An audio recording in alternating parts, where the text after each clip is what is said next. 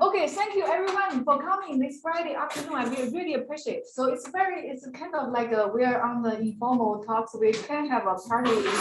You can ask questions anytime you like.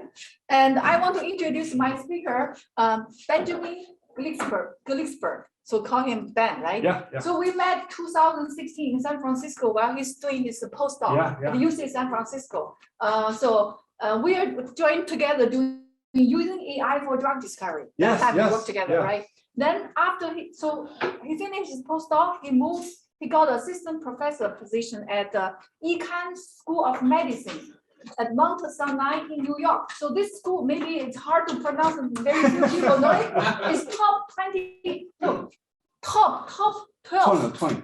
Top 12 or top 14. I just checked. Oh, you just checked, okay. Top 12 or top 14 rank, the national rank, the top school of medicine, very prestige. Lots of people want to get it. It's very hard to get it. So he is assistant professor there since 2019. Right before the pandemic. You know, after 2 years, life is on pause, right? So he managed to develop a great data set about EEG, right? ECG, heart wave. And we're collaborating a lot together on work on his Mount Sinai data set on health risk prediction, sepsis prediction, and many things. So I'm very excited to bring him from cold New York. Yes. Warm, Austin, it's welcome. Thank you, Ying. And this is like the first real talk in person that I've done in a long time. So it's a pleasure also to have 80-degree weather and a campus is so nice. So yeah, I'm at Mount Sinai, and I'm in a digital health institute and in various departments. Like a lot of data science in various departments converge. So I have a little bit of multiple things. I think there's a chat on there. I mean, you can feel free to like interrupt me if there's questions. They couldn't hear, but they can hear now. Oh, okay, fantastic. So no issue. Okay, so here are my funding and disclosures. And oh yeah, the one point I do want to make, which is really cool, is I also have a adjunct position in a digital engineering school in Germany, and the institute that I'm a part of is a team between them, because Mount Sinai doesn't have an undergraduate, so we don't have any. We don't have a school of engineering or computer science, and we're working with a lot of students there, and I get to go. I did get to go before the pandemic to teach there, so this is just if you want to learn more about it, link here. And also just want to give a shout out to my group. At this point, I'm a pure manager at this point, so they're the ones doing all the work, all the good stuff. And this is Timi, who is a joint student, a student with Ying, who came over. He came over about same month that the pandemic was forming in New York. So and he just finished, so it all came to a good thing. So first, what we're going to talk about is just some. I know. A lot of you have very different expertise and experiences with different experiences with precision medicine and AI in the health space. And so we'll just give a little bit of background of our take on it. Data is king and queen. So the next part is just going to be about the various data sources that we have and the relative pros and cons of using them and the challenges of integrating them to form some predictive models. Then I'm going to highlight two projects that were everything before this was COVID related, right? Because I really everything fell apart just when I got there. So most of my work before this was in COVID, but finally, and hopefully it continues to die down, we've switched a lot of our work now into the cardiovascular space, which is what I actually proposed when I started.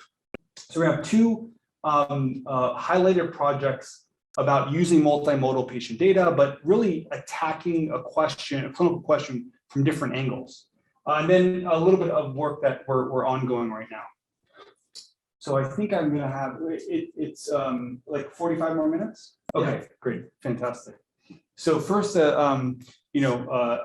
precision medicine in this world of AI now, it's almost every day that you go on Google or Reddit or any site, and they just nonstop posts about how AI is going to revolutionize the world, which it has in some ways, but also how it's going to solve everything in AI. And you have this whole hype cycle where at first everything is possible, right, in the beginning.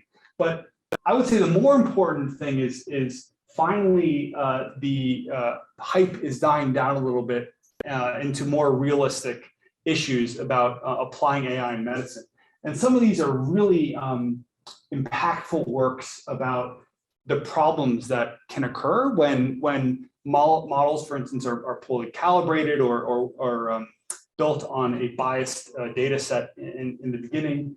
And some of these actually show real world issues. So for instance, a great paper here about how inclusion into an insurance program was heavily biased by the population that was built upon. And there's many reasons for this. I mean, there's a whole lecture that can be done on model fairness and issues, but one of the challenges, at least with real world data, which is what many of these models are built on, for instance, insurance data, not a randomized control trial, is the fact that patient state is not represented fairly. So this realistic view of a person, what happens is all of their information, for instance, this is like in the electronic health record or a claims database, all of their data have to be broken down into these predefined components that are necessary for treatment and operations. And I'm a data scientist at the heart of everything.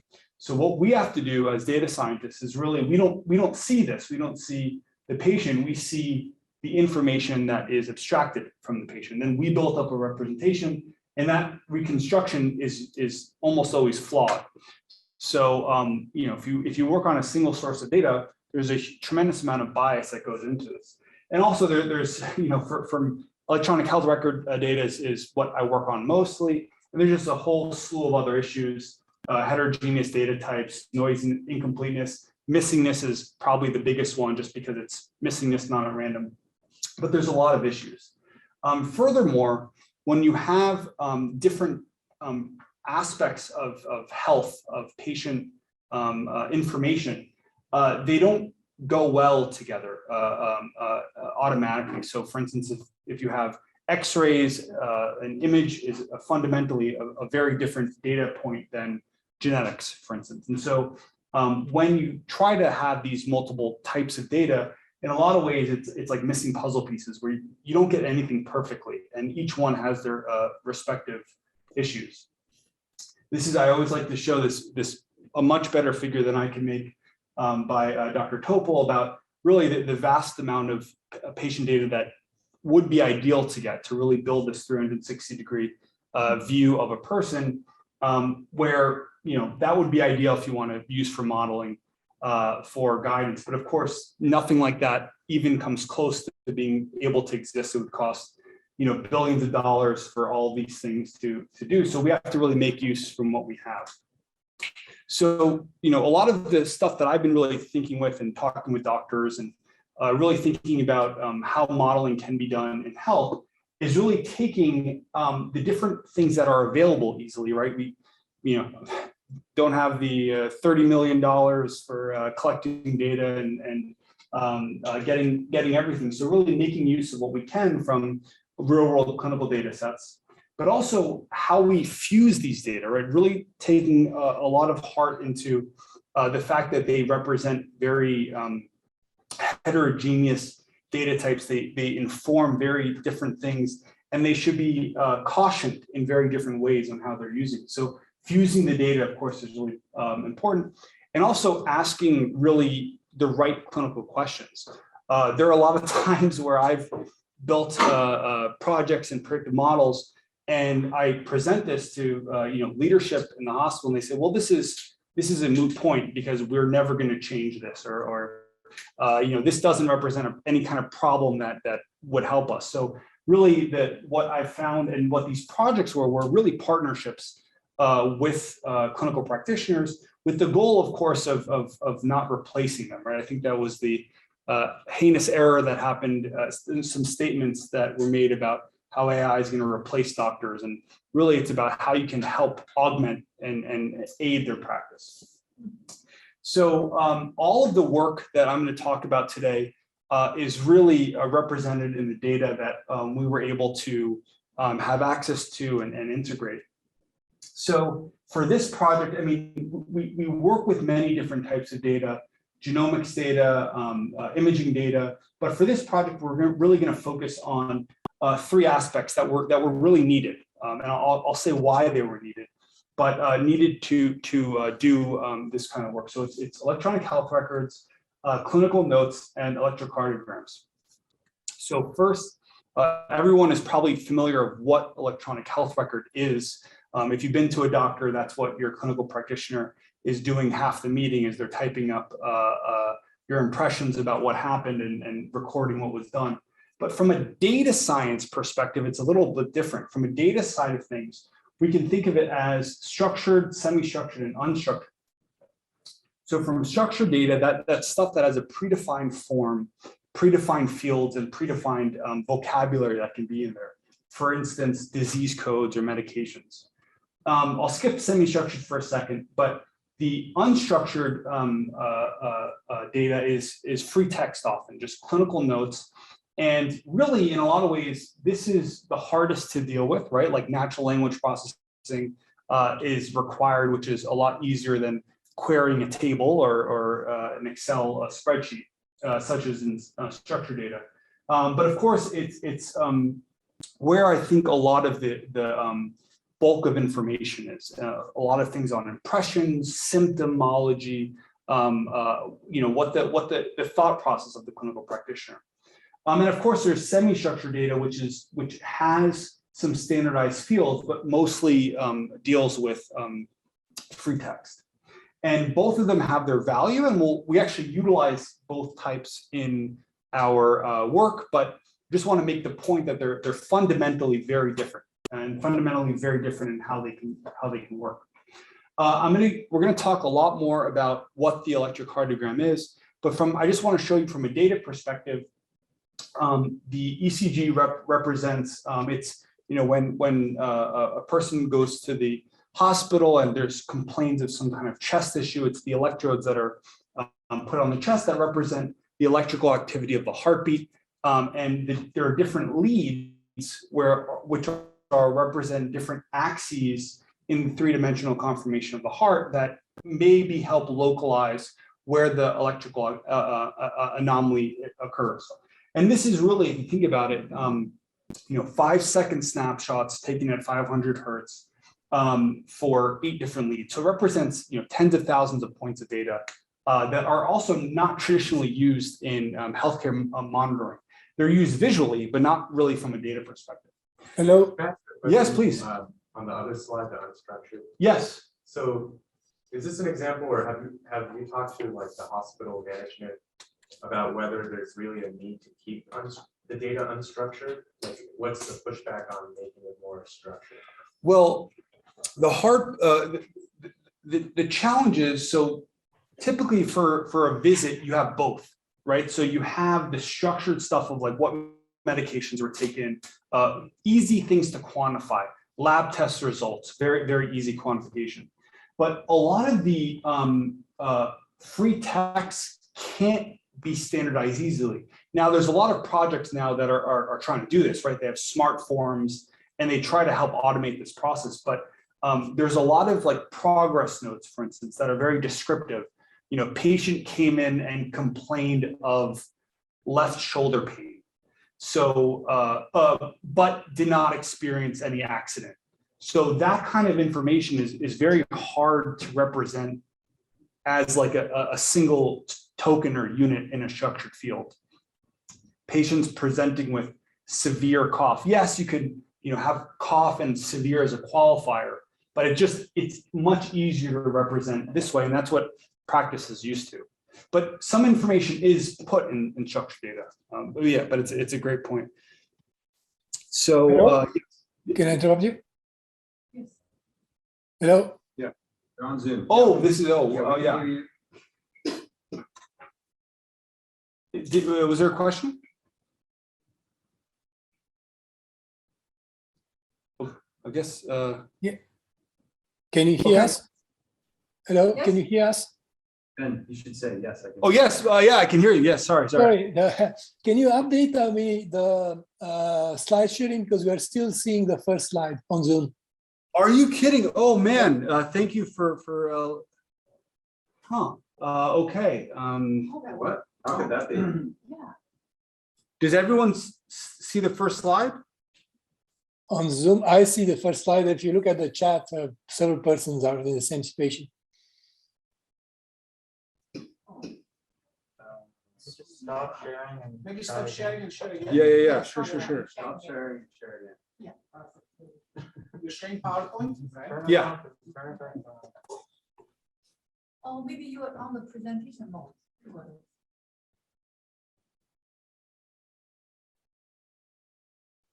Did the slide change?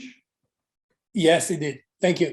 Okay, thank you. No, but Sorry. it doesn't, sorry, it still doesn't change when you change it. You're sharing Oh. like a different PowerPoint screen or something. Screen, not the PowerPoint. Okay, yeah, yeah, I'm trying to do it in slideshow mode. Do you share the full? No, full stop screen? sharing. Stop sharing? Stop sharing. Then share. Yeah. Then share. Now share screen. Full- The first one, screen desktop one. Yes, now share that. Share. Yes. Okay, that will work. Present.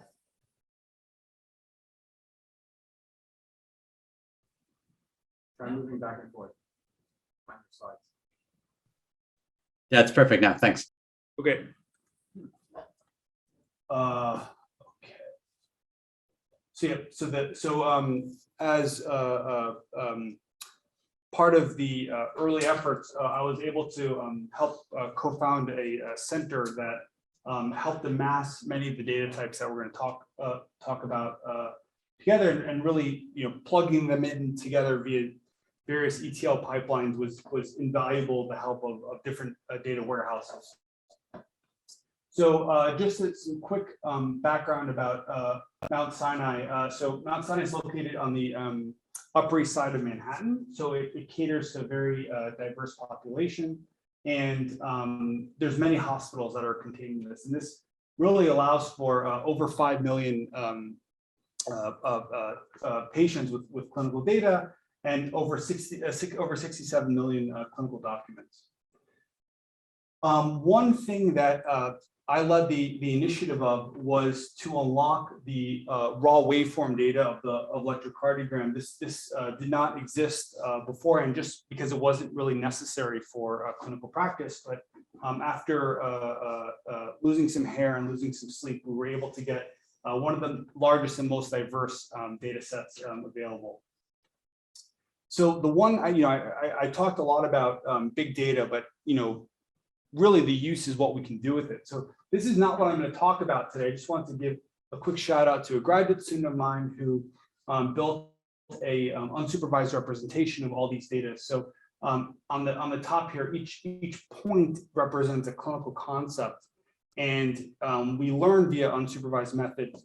We used word-to-vec embeddings to learn relationships between, and this is work with my colleague Ricardo, to learn relationships between data points which don't inherently exist in the data. So for instance, the relationship between glucose and diabetes is learned by the presence of the data in different visits. And we could do things like automated phenotyping and diagnosis, and also patient stratification.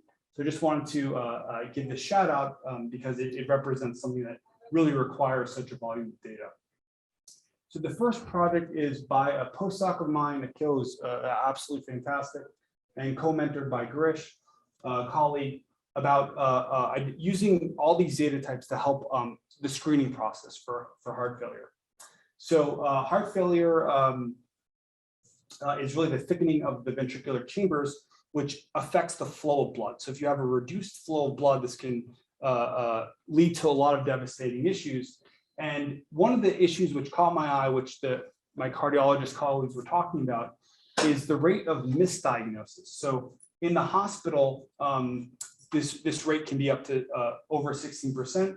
and this ranges to nearly 70% of the community. So lots of heart failure that's going missing. It's not being properly identified. So this maybe represent a way that machine learning can help improve screening, especially for disadvantaged areas.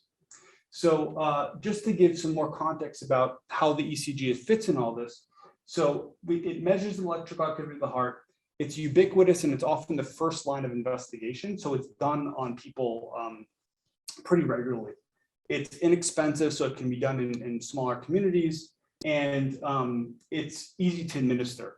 But really, there's been a lot of thoughts about how the interpretation can sometimes be subjective, and often there's some hidden patterns which may exist that can represent complex pathologies. And in research, typically all of this data, which represents time and multiple dimensions, is reduced into tabular form, into kind of single numbers, which is really good for some more shallow modeling, but you lose a lot of dimensions of interest here. So the benefit of something like this is you get much more information packed into it, and you could possibly localize where the issue lies. The harder thing, though, is of course it's raw data, and it's a lot more complicated than simply plugging in numbers into like a regression problem. We of course are not the first to think of this idea. Many groups, for instance, in Mayo and Geisinger and others have even gone to the point where they're running trials estimating, for instance, one aspect of heart failure. And the FDA actually granted breakthrough designation status for two algorithms that are being assessed right now. So this has really already entered the space. So one thing that we could think about as how this could help practice, right? So in a hospital setting, when a patient comes in, heart failure typically requires a follow-up measurement, a follow-up test called echocardiography, which can help really diagnose left and right ventricular failure. So this requires more time, more effort, and availability of the screening test, especially which is harder in regions that, outpatient clinics which don't have this. So information that can recommendations that can be automatically done with the data as it's coming in can help in two real ways. From an outpatient clinic, it could really help missing diagnoses, right? So can you prioritize people that need to get the scan, an echo? But also in inpatient, it could really help with triage and prioritization. So if someone comes in and two people get an ECG, you can based on availability prioritize who should get that first. So for this project, we required a lot of data, and we were able to get data for nearly 150,000 patients, and we of course had to match people that had echo results with an ECG. So we restricted that they had to get these two scans within 7 days with one another.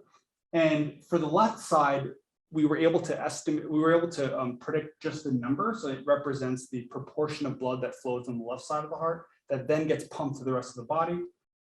For the right side, it's typically not represented as a number. It's typically represented as a qualification statement, which I'll talk about. So we had to use natural language processing on echo reports to get how the right ventricle was performing, which represents blood flow, blood transfer with the lungs. And then we built some models on this, and we used. What are you trying to predict? So we're trying to classify. So before getting an echo with the ECG only, we're trying to classify left and right ventricular failure. So There are three possible labels. But what do you mean by what is failure? it's a reduced. Yeah, so any reduction or a little reduction? So there's clinically meaningful ranges. So we have on the left side, it's below 40, between 40 and 50 and 50. And we also are predicting a point estimate of the number as well. You're trying to regress. Yeah, we do a regression experiment as well. So you did both like a multi-class. Multi-class and the regression. And it's for the left. That's for the left, right? And then for the right, I have a slide that shows it next about what's being tested for the right side. But essentially the right side is a composite outcome of either a size abnormality or a function abnormality. So And these are your labels now. these are labels. And the Yeah. features will be the time series. Features are going to be exactly, and I have a slide on what the features are, but it is going to be the raw electrical activity, as well as some demographic patient So not the information. echo. Not the echo, right? So the echo is the outcome. It's easy to tell from the echo, right? It's easy to tell from the echo. Well, there are projects that try to automate that. So for a That's car, less of a machine learning, probably more like image processing. exactly, yeah. It's a completely different ball game. This is purely trying to do early on classification, just because that that diagnostic requires more follow up, which takes time and energy and resources. So I do have more information. Is it thought that left ventricular failure that does not show up on an ECG is sort of more benign? Oh, that is a fascinating question. More so for atrial fibrillation, where there are some ones that are subclinical. So there was a paper actually in one of the ones that I linked that they can actually identify subclinical that are not really present as part of the clinical heuristics, but they still represent reduced outcomes. Not as bad as the ones that are showing clinical signs, but still represent maybe some kind of transitory state or. But it's not clear. It's not clear. Yeah. This is more of a clinical question. Is EF only measured for the left ventricle, and why is that? So that represents, because that part of the body that part of the heart pumps to the rest of the body. So that's like more. And the right ventricle does that. No, that goes to the lungs. So that does for oxygenation. So it's a much shorter pump mechanism that has to go distance wise. But yeah, if you're left, there's problems with both of them, but your left ventricle is much bigger. It's a much bigger muscle just because it has to pump out a lot more. Sure. And that's typically what people mostly focus on. And to be fair, there has been a lot of work on this side before, but we had justification for why we want to do too. More so, we have a more diverse population, and they did a binary classification. So they did low or not low, and that's the cardiologist said that's not really how they think. They think more in like, well, is it borderline? Is it low or is it normal? So that's what we tried to emulate with that. And did anyone try and pick up on like mitral valve relapse and stuff on that? So we have a paper that was just accepted on the valvular diseases. So I didn't actually put it in this, but the where we're wanting to go now is the kind of a report where you have left, right, and mitral regurgitation and aortic stenosis. Exactly, yeah. And you can pick that up on an ECG. Yeah, not as well as AFib, like the electrical abnormalities, and LVF is actually really good for really low LVF, but we did get around in the 0.8s AUROC for aortic stenosis, and there's been a bunch of actually other papers that have shown that you're able to do this as well. Cool. Okay, so yeah, just to be conscientious of time, for right ventricular delineation of the outcome, we looked at RV size and RV function, and we basically made a composite metric of one or the other or both as any kind of abnormality, and we had to use pretty simple rule-based algorithms for it, but it was a little bit more complicated than we'd hoped, just because sometimes that both types can be determined separately or in one sentence. So with issues with negation and dual, both of them in one sentence, we had to, and we released all the rule sets for others as well. And the way what we did for the modeling, we took some tabular data from the EHR, demographics. We also took the automated measurements. There's some automated measurements of the ECG. And then we took the ECG image, the data itself. We got, it's 5,000 data points for 8 channels. There are actually 12, but 4 of them are derived from other ones. So we actually didn't opt to include them. But if you think about it, it could be thought of as a series of one-dimensional arrays or like an image. And we actually had the 2 projects I'm going to talk about. One of them we did it one way and one of them the other. But for this, we opted to do treat it as a 2D-dimensional convolutional neural network, and we were able to pre-train on ImageNet. We used the EfficientNet as the one that we settled upon, so we were able to pre-train it. The output of both were put into MLP. Yes. I'm good. You have this is you treat it like an image. Yes. Oh. Yeah. So this for this type, we actually did. I know it's not an image like X-ray is. Of course. Yeah. It's a time series. I mean, it's a bunch of times. How many time series? Sorry, So it's 5 seconds of 8 leads. And what? Yeah, I mean, treating it as an image is quite.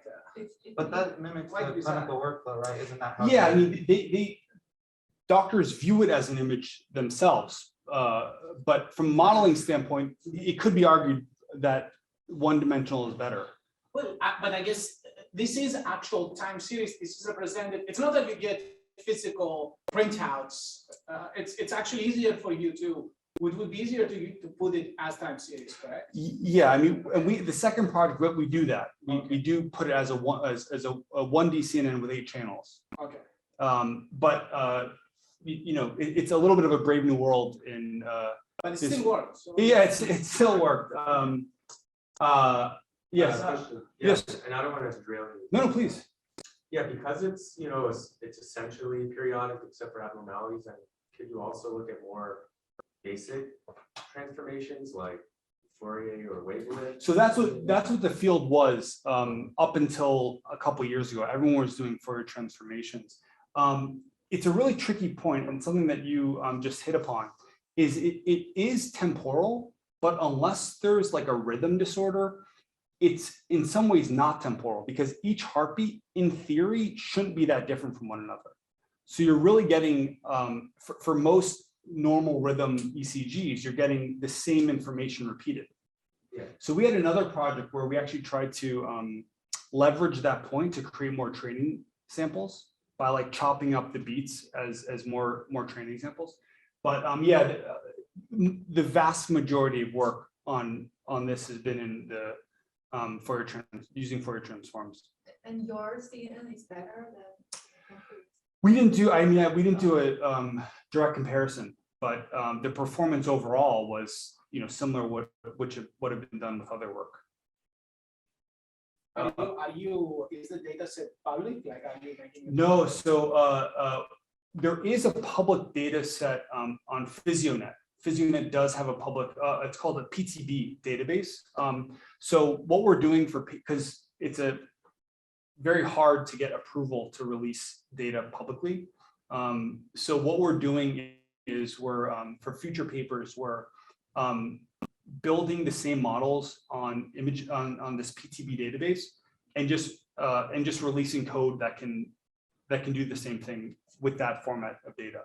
So releasing just the time series of the ECGs with the labels you extracted would be a problem? Yes. Wow.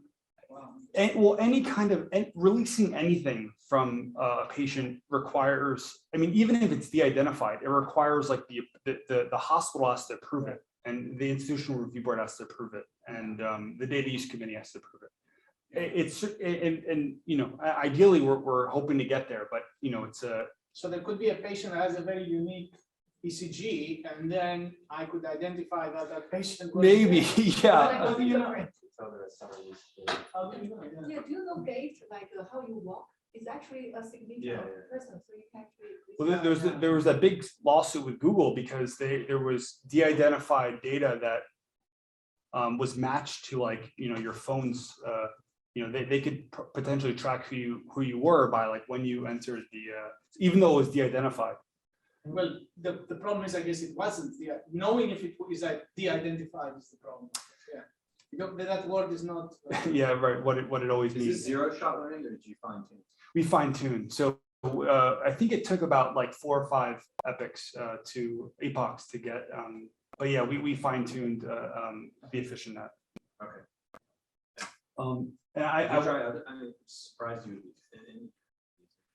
Yeah, I mean, we were very limited in what GPUs we had access to in the beginning. So training from scratch was, we could have done a 1D solution, but I think we just wanted to see if this was feasible. But yeah, you're absolutely right that there's a ton of strategies that we could have done. Just being conscious of time, I'll move forward, but we could talk more after. So yeah, so as a reminder, we were assessing low, so clinically based on ACC/AHA guidelines, low LVF is under 40, and that was this was what other people have published as well. We did really well with like a 0.94 AURC. Oh, and the point that I didn't mention is we trained on 4 hospitals and tested on a 5th, so that served as our external validation, even though it was not truly external. Also for normal above 50, we were about 0.9 as well, which was encouraging. Interestingly, though, the borderline area was the most ambiguous with the lowest performance, and the reason that I got from the cardiologist is this in the actual echo, it represents the lowest inter-rater reliability. So this range between 40 and 50, there's usually the most conflict between cardiologists in rating that. And that actually represents a lot of people are doing now with computer vision on trying to help these ambiguous, uncertain cases. And also clinicians, how do they do on this test? I mean, they're very they can do it. If it's these, I mean, it's almost the IRR for these. No, I mean, so if a cardiologist just looks at the ECG. That's actually a really good question. We didn't test that at all. They don't try to. If I understand. They don't try to. They don't No, try to. but I'm wondering if they can. yeah, it's a great idea. It's a really good idea. But yeah, they have some heuristics of do we need to follow. You can see a lot of things on an ECG, like you can see some regurgitation. Yep. And they actually can see, like, they can even see that there's been algorithms that look at electrolyte imbalances, potassium issues, and there have been a slew of papers that have tried. There was one that are identifying age, physiological age. There's been a lot of cool stuff. But that idea of actually benchmarking is interesting. A lot of cardiologists that I talk to say that they like have a feeling of what is happening, but they can't like pinpoint exactly in like a bounding box where the issues are shown in the ECG. Right, but if you ask them, is it greater than 50% or less than 40%? Maybe they're going to get that. Yeah, they absolutely, they could be. Yeah. It would be a cool comparison to run. And this is just showing point estimates. We got a mean average error around 5, which is around 10%. So this is just a different way of potentially visualizing how to actually show results to a physician, whether classification is better or point estimate. So we just wanted to provide both. And we were able to do estimate the right ventricular size or dysfunction abnormalities. Some reviewers thought that we were, because left and right ventricular dysfunction happens a lot together, that a lot of reviewers were saying, well, you may just be picking up LV issues in that co-occur with RV. So we ran these experiments separately of whether the LV was normal or not, and the performance was very, very, very similar. So we were encouraged that there was some signal from the right ventricular issues that we were picking up. And we were also, one of the benefits of our data set was we were able to show that, like, on a demographic level, that the performance did not differ that much with respect to prevalences and differences in components of different subgroups. So we also, this is not shown up really well, but we also had, using some saliency map, using CAPTM, we were able to build some attempt at explainability for the model, showing the relative feature contribution of the tabular data in the ECG, and even within the ECG, where at which lead and which part of the heartbeat was contributing to the model predictions. Now, a lot of fair criticism is whether this is useful, and we are not showing whether it's useful or not, just providing some kind of explainability system. So one thing that what's really interesting that I wanted to point out is there were, and this is maybe to your question a little bit about whether it's showing up or not. So even when our model was wrong, there was some interesting signal that was being picked up. So over here on the green line on this plot on the left side is true negatives, where the model said the person didn't have, for instance, left ventricular heart failure, and they didn't. And this orange line is ones that the model said did have an issue, but the echo actually didn't have any issues. And after, from this cumulative incidence plot of developing left ventricular heart failure, we see, this is only 6%, so it's not, much higher, but it is like 5 times higher than the true negatives.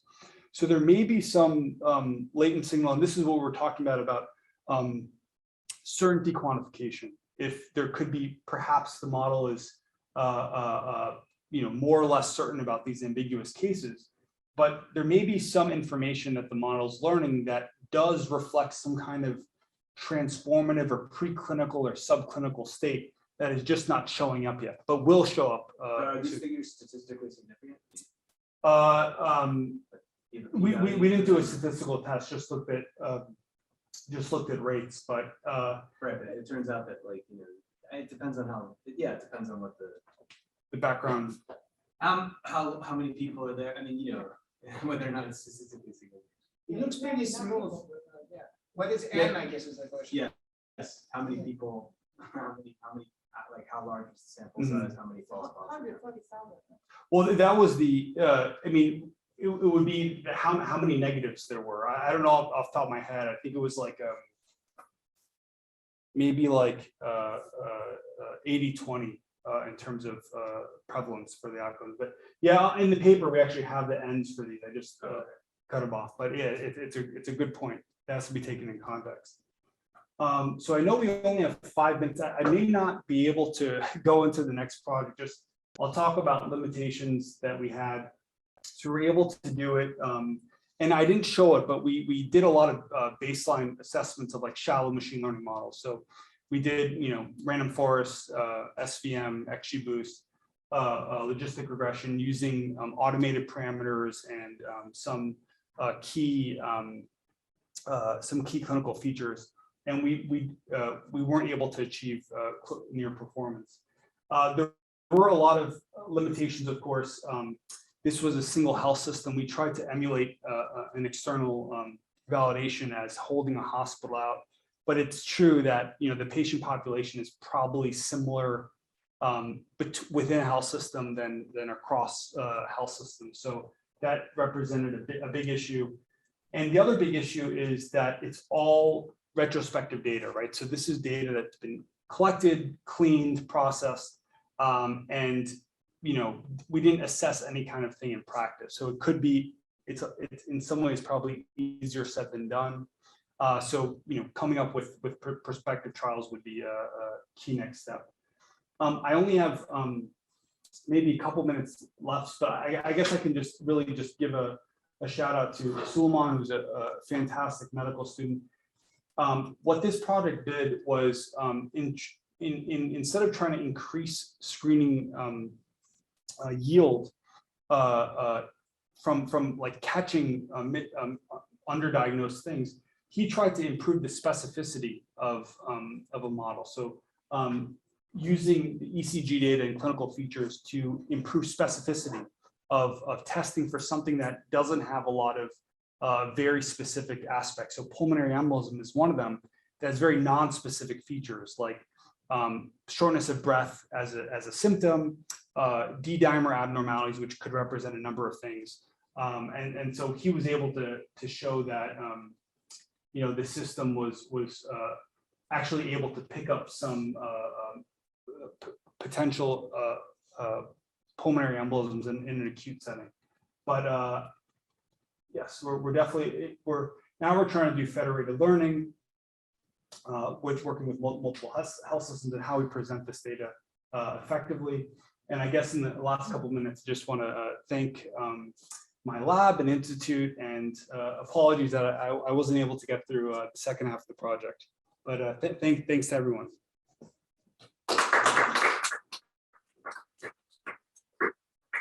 What does federated learning mean in this context? So for this type of project, we would have like a central aggregator that accepts model parameters, biases, and weights from different health systems. So each health system wouldn't expose any of their data. We would just like randomly initiate a model and then send it to, hopefully we're going to have 5 or 6 sites that are signed on that have the same data in the same format. And then we just, run the LVEF classification problem, and then just iterate back and forth on passing errors and weights. And otherwise, there's no way that we would be able to pull more data from other health systems. And it's a little bit more, it's a lot better than the discovery validation framework, because that doesn't really allow for continuing to learn. It just shows how generalizable your model is.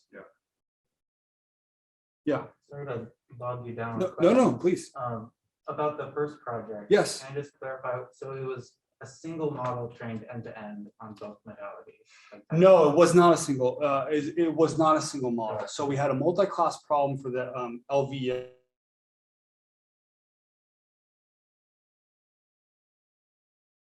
And the R separate regression model and we had a for the RV, we had it was a composite endpoint. So it was size issue and or function issue.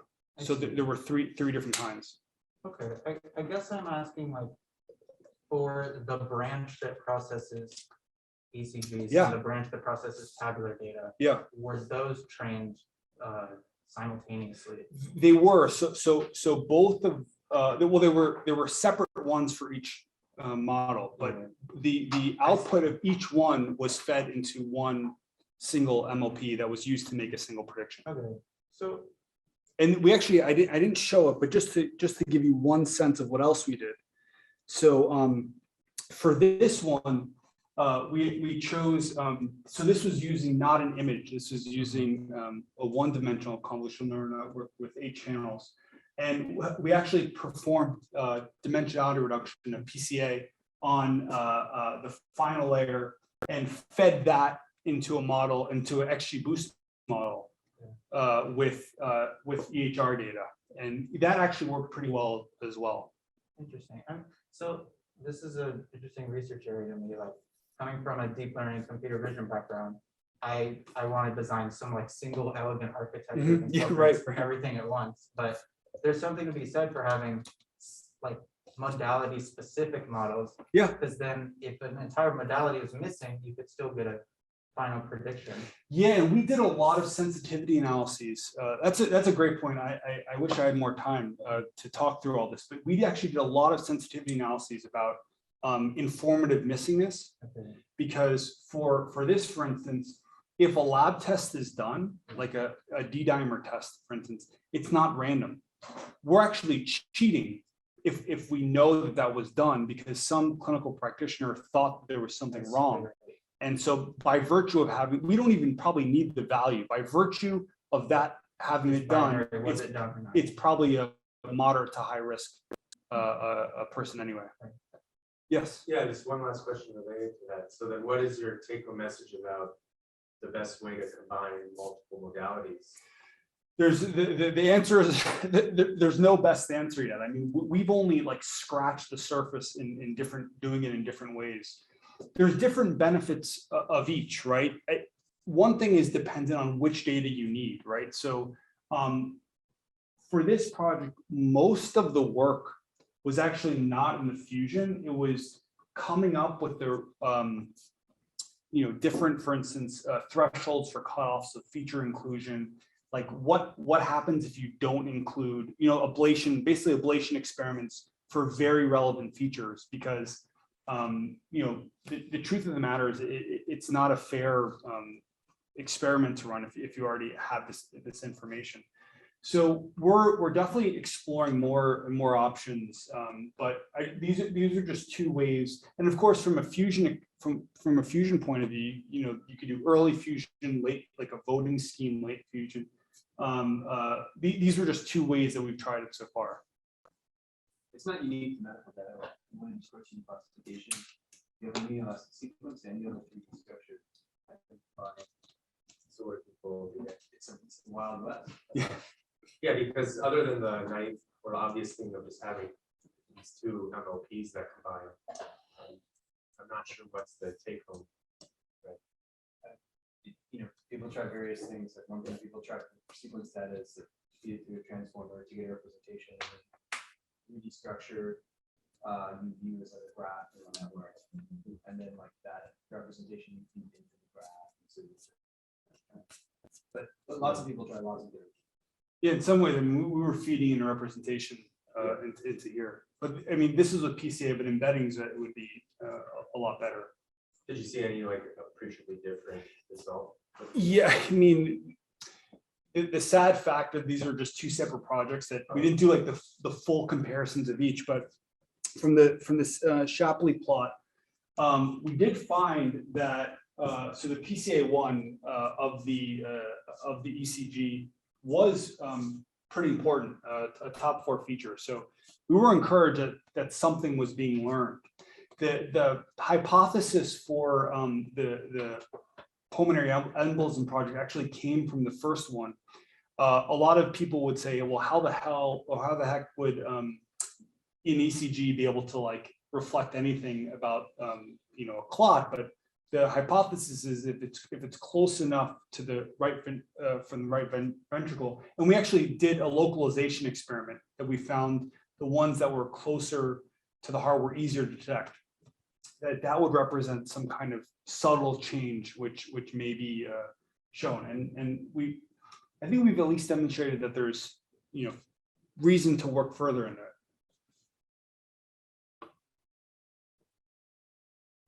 Okay, thanks again. Okay, thank you.